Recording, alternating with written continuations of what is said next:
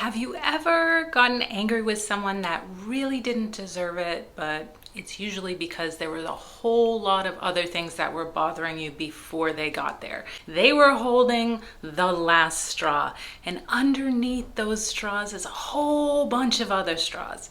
This is an example of misplaced anger. When it comes to this last straw, usually it causes some issues, and now we're trying to fight with our mind, to fight with the repercussions of how we can dig ourselves out of this. What is underneath the last straw is the first straw. Today, I'm going to go over a technique that you can use to identify what the first straw is. This is the core wound. This is something that's laying down underneath your subconscious, and that's causing you to become frustrated with these same types of situations, with this same type of people that irritate you. Let's figure out what it is inside you. The first thing you want to do is identify the cycle.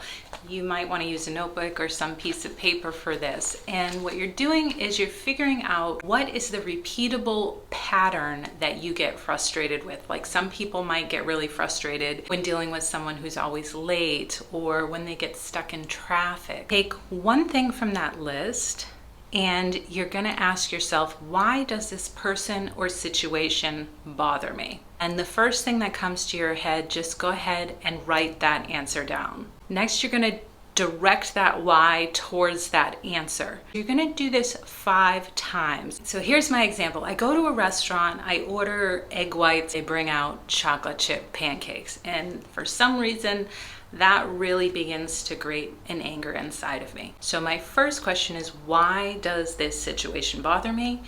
My first answer would be, the restaurant messed up my order. And I ask that question again, why does this situation bother me that the restaurant messed up my order? Well, the answer is, it's not what I wanted. Why does it bother me that I got something that I didn't want? The next answer is, because I expected them to do it right. Why does it bother me that I expected them to do it right and they didn't?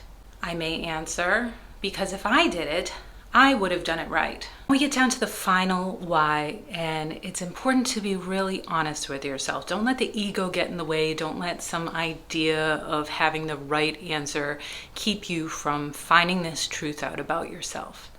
So I'm going to honestly ask myself, why does it bother me that if I had done it, then I would have had to have done it right? And my answer may be that I hold myself to an unrealistic expectation of having to be perfect. Wow, that's pretty heavy. It's very daunting for me because I'm constantly letting myself down because I'm not perfect. So what's an easy way for me to take this blame off of me is to project it onto others that aren't perfect. This belief is keeping me in a constant struggle of being let down. The key thing to remember when you identify that underlying belief is, it's not about them, it's about you. It's about something inside of you that's causing you this frustration and this upset. It can hurt a little bit when you figure out that underlying belief, because it's usually something that you carried over a long period of time. And the ego doesn't want to be wrong. The ego wants to be right and wants to tell yourself that you're doing a great job, and you are. And having faults is okay. Discovering these things about yourself can help you move forward, releasing this core belief and putting some focus and work into this thing that, hey, it's okay for me not to be perfect. Once that core belief and that wound is healed, look at how much lighter you feel. Look at how much lighter the world around you feels. That's why I make these videos. I believe in you.